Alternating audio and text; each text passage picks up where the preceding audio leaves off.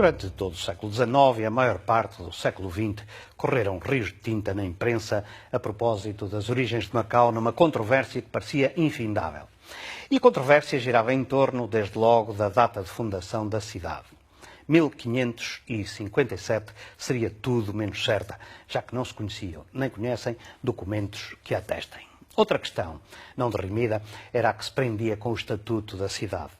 Tinha sido uma dádiva da China aos portugueses pelo auxílio prestado contra os piratas que assolavam esta região. Os documentos disponíveis, a maior parte oriundos dos arquivos da Companhia de Jesus, eram por vezes confusos e contraditórios, não esclarecendo completamente o assunto.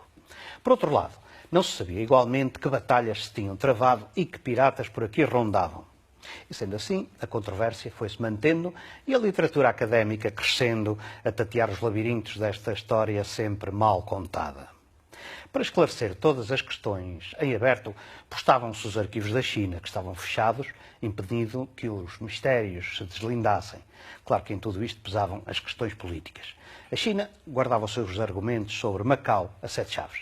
Portugal expunha os seus num jogo cheio de melindres políticos e diplomáticos que só se começariam a resolver com o início das conversações sobre o futuro de Macau nos anos 80 do século passado.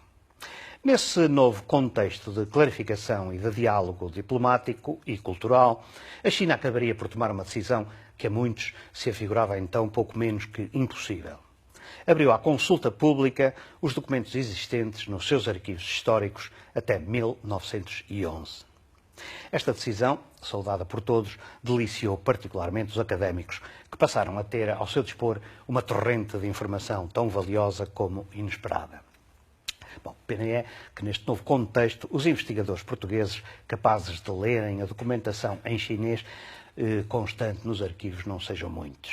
Mas desde já os historiadores mergulharam nesse manancial de informação e os resultados vão aparecendo, a começar, por exemplo, por este livro. Revisitar os primórdios de Macau para uma nova abordagem da história, de Jin Guoping e Wu Ziliang. Bom, este livro reúne uma série de estudos de autoria destes dois historiadores que se baseiam na consulta dos arquivos, agora franqueados aos investigadores. Saliento que tanto Jin Guoping como Wu Ziliang são atualmente os mais proeminentes peritos chineses no que à história de Macau diz respeito.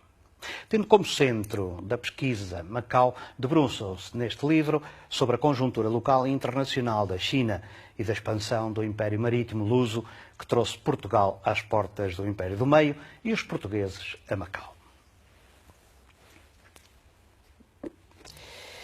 A abertura do Porto de Macau terá sido um acontecimento que veio influenciar todo o processo da história moderna da China. Uma questão de grande complexidade que teve a ver com o sistema tributário, com as necessidades imperiais de âmbar cinzento, a administração interna, a defesa fronteiriça, a luta contra a pirataria chinesa e japonesa e com a introdução de novas tecnologias bélicas, entre outros fatores. Por falta de documentação coeva, tem sido uma tarefa difícil descobrir as verdadeiras origens de Macau.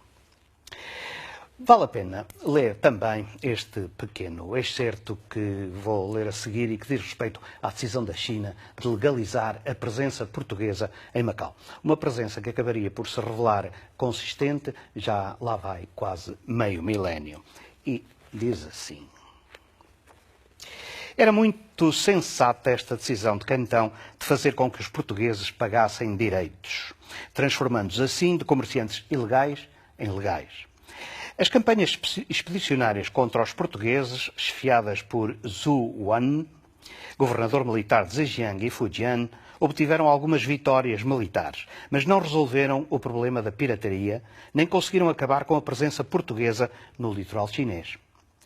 O que haviam conseguido não era mais do que destruir as bases lusas e afugentar os portugueses. Numa palavra, essa política de perseguição revelou-se infrutífera do ponto de vista estratégico. Daí a mudança de estratégia, já que não se conseguia acabar com os portugueses, cabia estudar uma alternativa e ir da perseguição à afeição.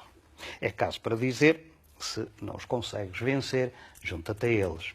Revisitar os primórdios de Macau para uma nova abordagem da história de Jin Guoping e Wu Ziliang, uma edição do IPOR e da Fundação Oriente. Volto para a semana com mais livros e mais autores.